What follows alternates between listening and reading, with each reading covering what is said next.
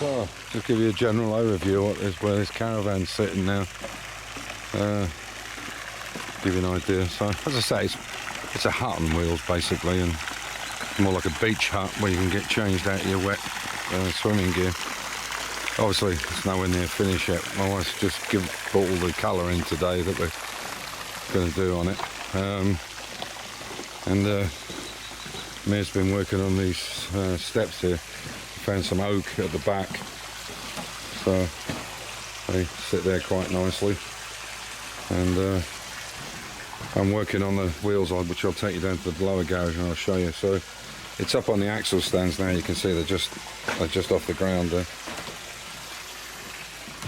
Maybe have to put some kind of blocks under them.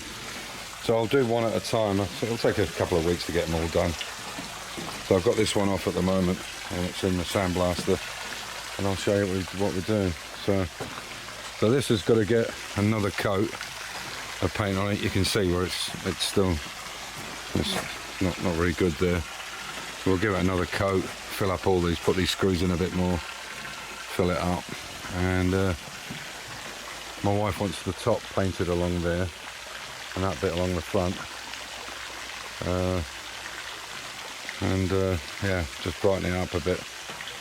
So I'll take you down to the bottom garage and show you what we're up to. So basically just a little walk around and what we're doing and what's going on.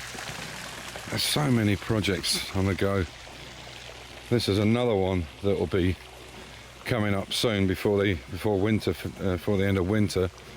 I've got a problem with the garage downstairs roof. And so this pergola we're going to have to take down. I can't see any other way of trying to move it. We're going to have to pull it down in sections because I need to take all this decking off here. You can see some of it's in pretty piss poor condition. It's starting to get green in places. So we need to take all this off. So as you can appreciate, this decking is flat, but the garage underneath is obviously tapered at an angle, so the water runs through here onto the tapered roof of the garage and goes down into a gutter. And it had roofing felt on it, and what's happened is because it had to be straightened back up again from an angle, the screws that went through the boards to bring it back straight, during the winter and summer there's a lot of expansion and contraction, and it's ripped the tar based roofing, and water's obviously got to it, and it's rotted this corner out here, not on top here but underneath. I can take you inside and show you. So this has got to be done. We've got to strip the lot off, repair the roof, and we're going to put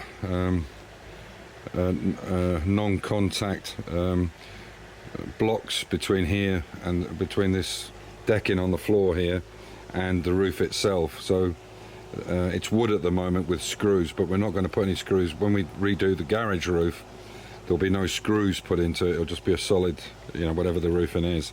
And we use aluminium on top of the roof to put this new decking on here. Some of it we might be able to use, some of it we might not. We'll see what the situation is. But this is getting in quite a poor state. I said to my wife at the time we should really paint it and protect it, but she wanted it to go natural grey colour like this. And it's been okay for 10-12 years, but now it's getting past its best. So there's another project. So I'll take you down to the garage and show you what we're up to there. So once again, I might have gone over this. I am getting very old and my memory's not what it was. So this is why we needed the trailer back, because we've got all this cuttings and everything from the garden, and we need to take it there on Friday. So that's why I wanted to get this caravan thing off. So another job. Jeez, it's all go here.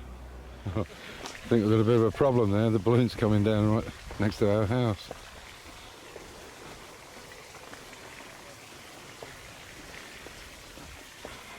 I've got some friends over for a week, and he always likes to have a game of golf. I only play golf when he comes. So the last time was about 2.5 years ago. So that's the last time my clubs were out. But it's a really nice course, very beautiful panoramic. As you can see, but you have to be a mountain goat to get around it. So we always use these cars. It's a hotel place as well. So we always get 2 cars. His wife takes one and collects golf balls that have been lost and gives them to us because we lose a load. And then we have the other one. Only playing 9 holes. It's a really nice club and it's always quiet. It's a beautiful course. You can see how hilly it is. Oh. It's 2.5, yeah, it's 2 and a bit years, isn't it, since we played. Yeah. It's a lovely course though, this, there's no doubt about it, you know. So you've got the rental of the clubs for free, and you only had to pay for 9 holes. Yeah? Instead of 18. Wow.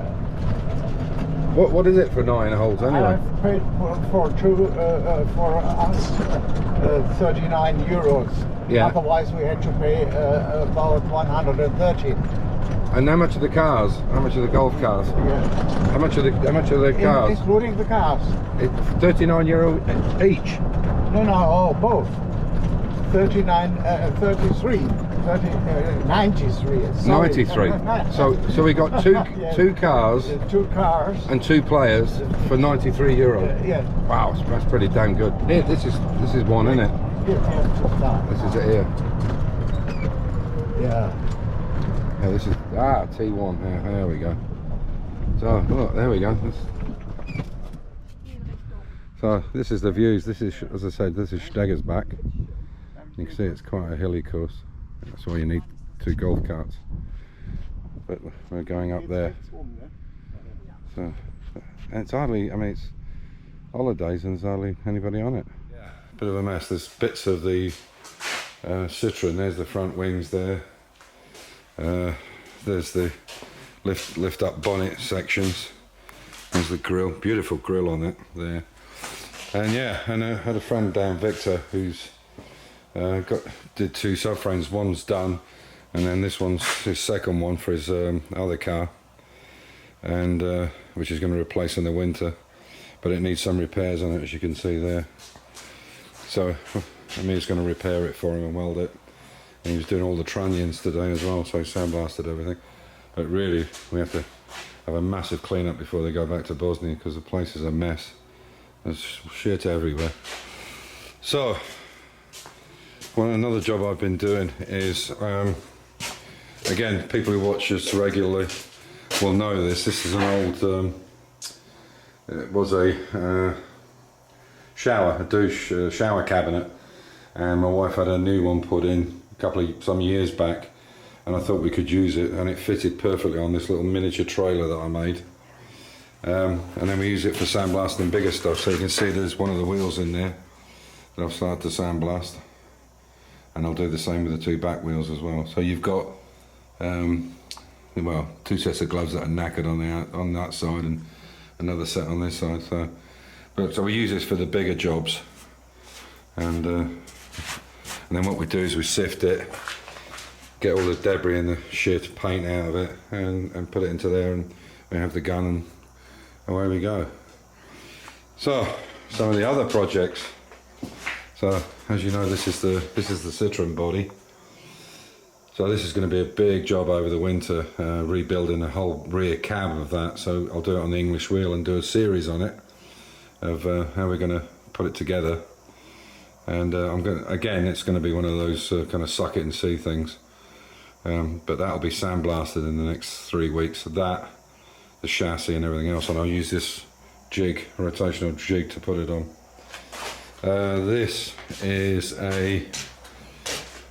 again, I'm doing this for the guys who are just starting to watch. Not that I get very many new subscribers, but anyway, this is a 1970 Mark III, and apart from the registration, you can tell because of this rain channel here is different on them. Unfortunately, some idiot decided to cut that little piece out there when there was nothing wrong with it, to use on a later model car. So now I have to put in a whole new quarter panel on it.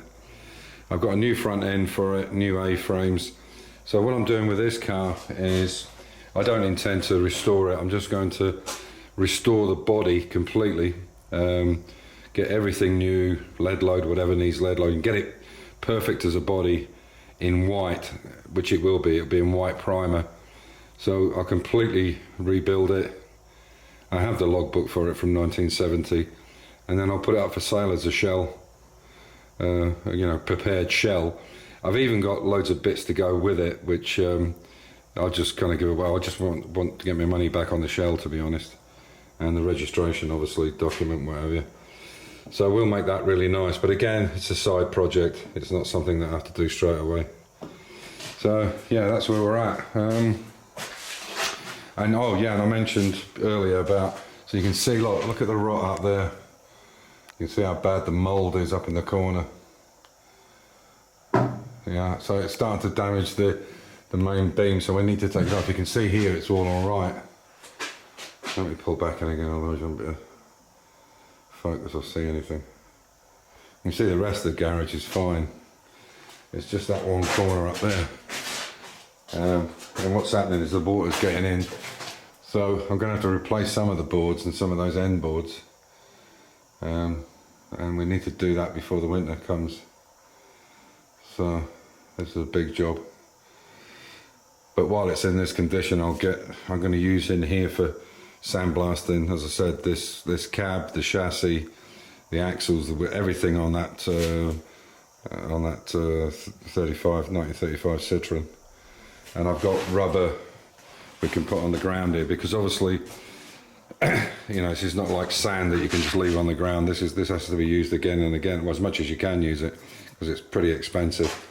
I think it's I can't remember what it is now. I think something for a small bag, I think it's 12 euros a bag, so you have to try and get as much as you can out of it. So that's where we're at. But it's a good garage. It just needs that problem up in the corner sorted out, and we'll do all our dirty work down here. That's what we tend to do, all our welding or cutting and everything else. And yeah, there we go. And what other projects have we got on the go? Oh, I've got a project for a guy called Peter Watson in the UK. He's buying this Mercedes-Benz 407D, which I've had on the channel. So we'll bring it down here in the next 2 days or so, once all this is finished, cleared away. Give it a service and redo the back brakes. The brake cylinders need repairing and need changing, and all the brake fluid reservoir needs to be emptied and redone with .51. So there we are. I just thought I'd give you a little walk around about what how we do things, and yeah, what we've got. Just to, yeah, I guess just to let you know, and other people do know, but you're probably wondering why I've got a big garage up the end and why I've got this garage down here. Basically, this part of our garden is not, you can't build on it.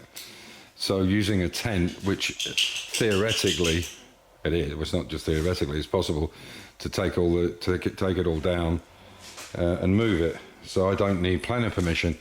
So if you're in a situation, I don't know, in the UK, America, wherever, where you can't have planning permission, these kind of things are perfect, because they're a temporary structure and there's nothing local council can do about it because it's movable. That's why a lot of people have, I don't know, shepherd's huts on wheels, whatever it is, because you get over that. It's the same with this. This is a wooden structure which is not permanent. It's of course it's permanent. It's permanent as the wood lasts anyway. But there's no foundation, so they can't stop me having it. And it's got a little annex on the side here where we have I'll just show you. A little annex on the side where we have a little bench and shop. And this is not a stream or a river, it's a water runner from the fields, because we live in a valley and this is the centre. So everything runs off the vineyards or the vineyards, ends up down there. So there we are, just a little look around at what we do and what we've got, and yeah, thought you might enjoy it. So as usual, stay safe, keep the faith, enjoy your hobby, and yeah, just keep active, be out there doing something. Keep your mind off the present situation with the cost of living and COVID and all the other fucking horrible things that are going on in the world. So take care guys, bye.